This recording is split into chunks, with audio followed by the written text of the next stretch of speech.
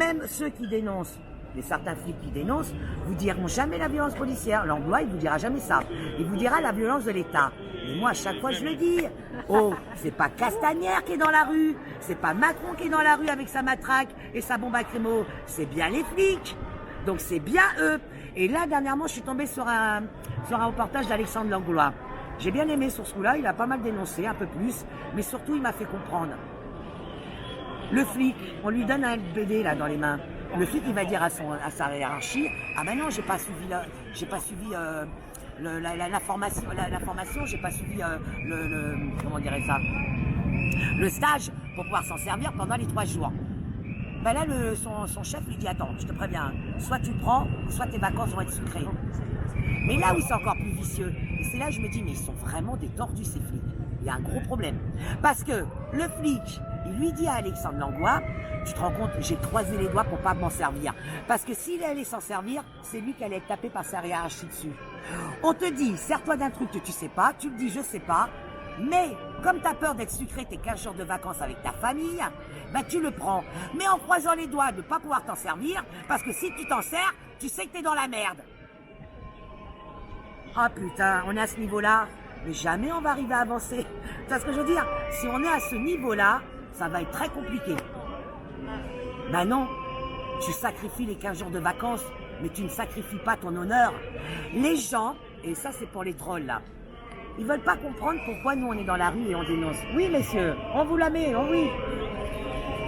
C'est les flics qui passent et de temps en temps je leur fais bien comprendre que là, elle est là les barbares. Hein. Ils sont là les barbares, d'accord? Donc, c'est là où je dis pour les trolls, mais vous êtes malades vous. Vous voulez pas comprendre que mon honneur, ma dignité, c'est pas monnaieable. C'est pas monnaieable. Tu ne pourras jamais me l'acheter. Je suis dans une situation assez précaire. Pourquoi? Parce que j'ai jamais voulu vendre mon honneur et ma dignité. Est-ce que ça, vous pouvez le comprendre? Mais ça, ils peuvent pas comprendre, les gens. Tu sais qu'ils trollent. Parce qu'eux, ils ont aucun honneur, aucune dignité. C'est pas ce que c'est. Eux, ils s'assoient dessus, profondément.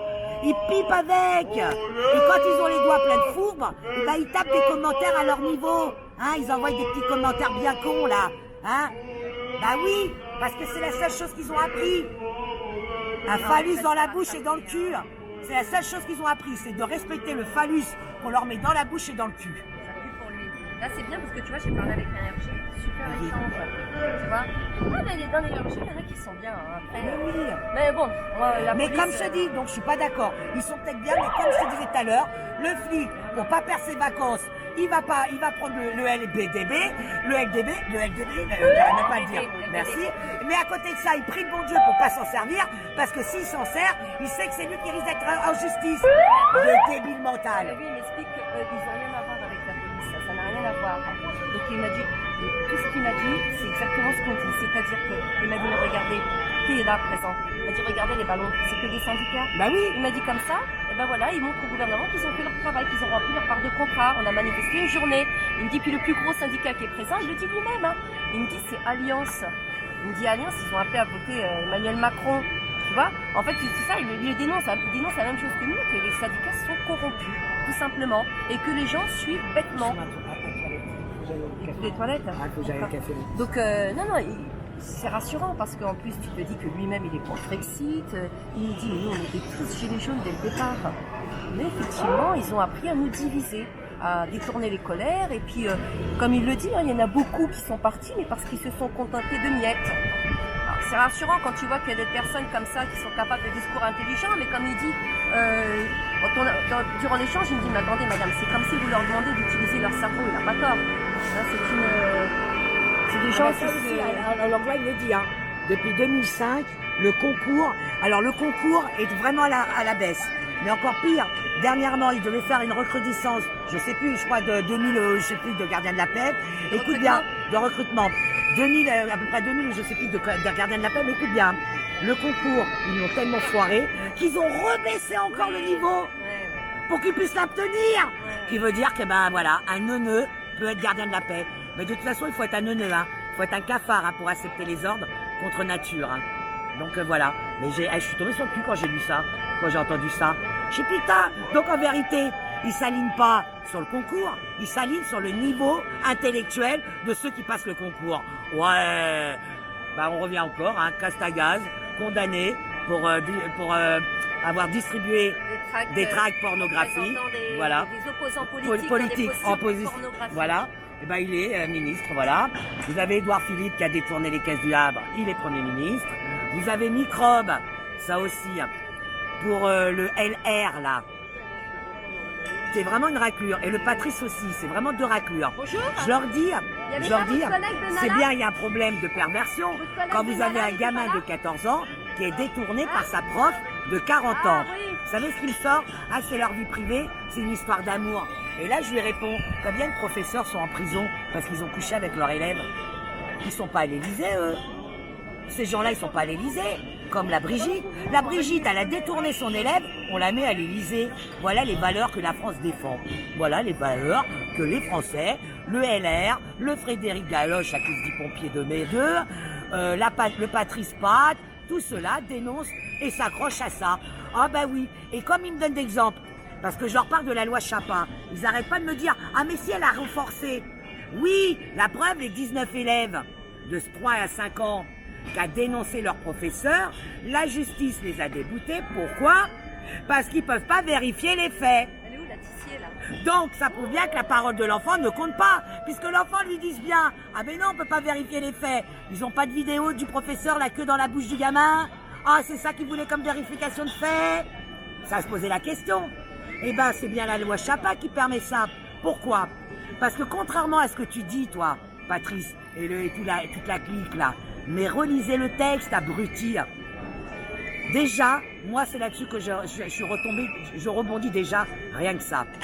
Tu me parles consentement sexuel, enfant. Dans la même phrase, vous me mettez consentement sexuel et enfant. Il n'y a pas un problème, rien que ça. Et là, elle me dit non, c'est non-consentement. Ok, non-consentement sexuel, enfant. Moi, je lui réponds, ma gamine de 13 ans veut se marier. Super, je vais publier les bancs. Ah ben non, la loi l'interdit. Ma gamine de 13 ans veut aller boire un verre dans un café, un verre d'alcool. La loi l'interdit. Pourquoi? Pour sa santé. Ok, je l'accepte. Mais son cul, il est majeur à quel moment?